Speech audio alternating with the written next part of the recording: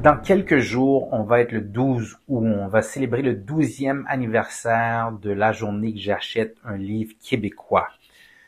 Si vous êtes comme moi, vous allez être angoissé de décider lequel des livres qui est sorti dans les derniers mois que vous voulez acheter. Je vais vous donner aujourd'hui une liste de 3, peut-être 4 listes avec des raisons pour lesquelles vous devriez considérer les acheter sérieusement. Avant de commencer, vous êtes à Lecteurs Lounge où on parle de livres, de tout ce qui les entoure. Premier livre que je vous suggère. Je l'ai lu il y a probablement 4 ou 5 mois, en 2024. C'est un livre de Éric Chacour qui s'appelle « Ce que je sais de toi ». Un des livres que j'ai lu qui m'a le plus marqué dans les dernières années. C'est l'histoire d'un médecin, un fils de médecin qui grandit au Liban. Et pour une grande partie de sa vie, il suit le trajet que son père a dressé pour lui. Et il devient un jeune médecin avec beaucoup de succès. Il marie une super belle femme. Et revirement, il commence une relation, une aventure avec un autre homme dans un Liban considéré très conservateur, au milieu d'une famille avec une grande réputation, en tout cas. Et là, on parle des années 70, 1980. Quel livre, quelle écriture! Moi, je l'ai lu et je l'ai écouté. Pour moi, le génie là-dedans, premièrement, c'est le développement des 5 femmes personnages qui entourent ce caractère principal. Alors, sa mère, sa sœur, sa femme, bien sûr. Il y a une femme de ménage aussi qui est là-dedans. Et même la mère de la personne avec qui il est en train d'avoir une aventure. Quel cast, entre guillemets, et quelle écriture. La façon que ces personnages-là sont développés. Il y a une subtilité dans les mots, mais il y a une force aussi, il y a un poids. Il y a aussi, c'est bizarre, il y a beaucoup dans les silences. Je vous recommande tellement ce livre-là pour l'écriture. Éric Chacour, Ce que je sais de toi. Deuxième recommandation. Pour ceux qui connaissent Hakim Gagnon, il vient tout juste de sortir un livre qui s'appelle La Dèche. Vous avez peut-être lu quelque chose d'autre de lui, ça s'appelait Le cigare au bord des lèvres. Encore une fois, Hakim Gagnon, c'est un auteur qui est peut-être dans tous les auteurs desquels je vais vous parler aujourd'hui, un des spécialistes à rendre une scène aussi awkward que comique que triste. C'est vraiment un peintre de ce genre de scènes-là. Il y avait beaucoup de ces scènes-là dans Un cigare au bord des lèvres. Il y avait beaucoup de ces scènes-là dans Granby ou Passé simple où il parle un peu plus de son père. J'espère que dans ce livre-là, ça va être la même chose. Je vous raconte un petit peu l'histoire. Je l'ai pas encore lu, mais j'ai commencé rapidement. C'est toujours très proche de l'autobiographie pour Hakim Gagnon. C'était la même chose dans Cigare au bord des lèvres. C'est la même chose ici. C'est un artiste, entre guillemets, qui va pas super bien dans la vie, financièrement, et il est au bord de faire faillite. Et avant de remettre les dernières pièces de sa fortune, qui est à peu près 2000 $, il décide de partir dans un gros voyage. Alors, ça peut pas être mauvais à lire sous la plume d'Hakim Gagnon. Fait que juste pour ça, c'est un livre que j'ai déjà, que je vais lire, que je vous suggère d'acheter.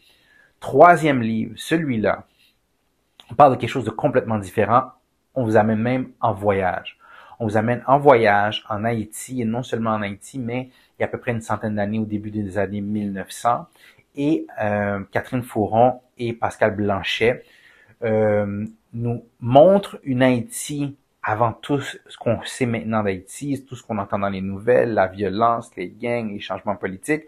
On est dans une Haïti, même avant l'occupation américaine, en 1900, autour des années 1920. Et là-dedans, Catherine Fauron nous raconte une histoire. Je pense que c'est légèrement autobiographique, en tout cas, qu'elle parle de sa famille ou de son père.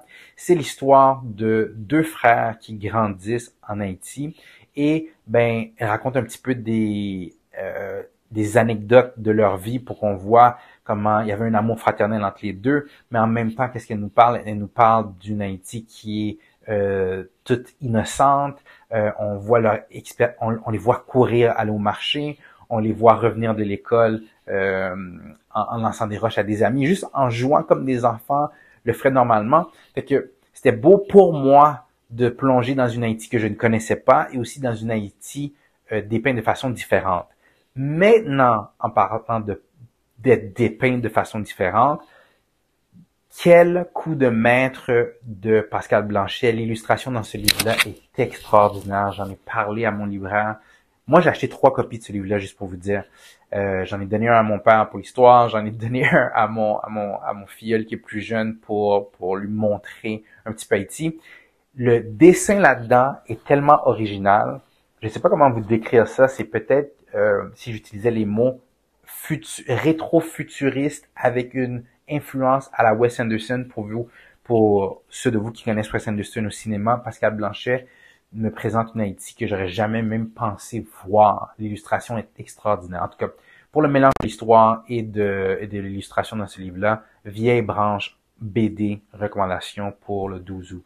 En passant, vous êtes à Lecteurs Lounge, on parle de livres et de tous les entours. Je suis en train de vous parler de mes trois ou quatre recommandations de livres à acheter pour le 12 août.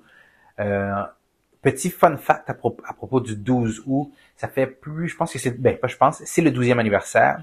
Et quand on parle de façon anecdotique avec mes libraires préférés, ils me disent que c'est leur Noël, c'est leur plus grosse journée, même que ça devient un événement. L'année dernière, j'ai été, il y avait beaucoup de signatures d'auteurs. Cette année, il y a une couple de libraires que je connais, dont un que je fréquente très souvent, qui me dit comme ça qu'ils vont avoir un DJ, ça va être le gros party toute la journée. Leur vente, je pense 10 fois qu'est-ce que c'était avant. En tout cas, gros événement. Pour revenir à mes suggestions, dernière suggestion, je vous ai parlé de Hakim Gagnon, je vous ai parlé de Vieille branche avec Catherine Fouchon et Pascal Blanchette. Je vous ai parlé de Ce que j'ai de toi de Éric Chacour. Je veux vous parler d'un livre qui est sorti en 2024 auquel j'ai été invité au lancement. Je vous parle ici, attendez-moi, de Bon garçon, compliment égaré. C'est un livre de Fabrice Ville. Premièrement, avant que je parle de l'histoire du livre et pourquoi je vous donne une raison de l'acheter le 12 août, j'ai été au lancement de ce livre-là et j'ai trouvé que tout ce qui avait rapport avec le marketing de ce livre-là a été fait tellement de façon originale et de main de maître. Je trouve que ça a été tellement original. J'ai vu Patrice Ville dans des podcasts originaux dans le sens, pas nécessairement des podcasts littéraires, mais aller parler dans des trucs très humoristes. J'ai vu une facture visuelle sur les médias sociaux. Je vous montre le livre. Je pense qu'il y a des gens qui en riaient parce qu'ils disaient que ça avait l'air d'une annonce pour un cégep. Moi, j'ai trouvé que c'était original, c'était audacieux. Au lancement, ils ont continué les couleurs. Je sais pas qui est. Je vais essayer de trouver puis je mettrai dans les notes qui est en charge de la campagne de marketing. La maison d'édition, c'est Saint-Jean, mais je serais aussi curieux de savoir qui a proposé qui a fait le marketing de ce livre-là.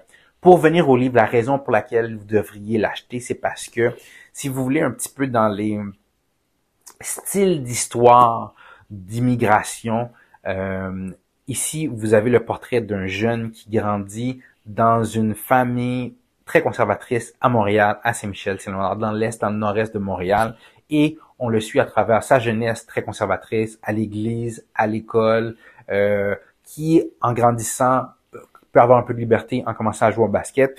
Un parcours assez similaire au mien, je pense qu'on a à peu près le même âge. Et à l'intérieur de ça, non seulement on parle de son parcours en jeunesse, mais on parle aussi quand il devient plus vieux, qui devient avocat, et aussi un sujet très, très, très tabou dans la société, encore chez les hommes et encore plus dans l'immigration, on parle de la santé mentale. Alors, d'avoir eu le courage de, premièrement, de s'ouvrir et raconter son histoire d'immigration, mais deuxièmement, de parler de sujets aussi tabous que la santé mentale chez les hommes et chez les hommes immigrants. En tout cas, comment ça s'est passé pour lui, juste pour cette raison-là, ou ces raisons-là plutôt, je vous suggère aussi d'acheter ça ou de mettre ça dans votre liste des livres. En passant, vous pouvez en acheter un, vous pouvez en acheter deux, vous pouvez en acheter 4, vous pouvez en acheter plusieurs exemplaires. Super initiative d'encourager le livre québécois. Si vous avez des suggestions, je sais qu'il y en a plein d'autres desquels j'ai pas parlé. Si vous avez des suggestions, faites-les moi. En bonus, un des prochains livres que je vais acheter, c'est Amiante.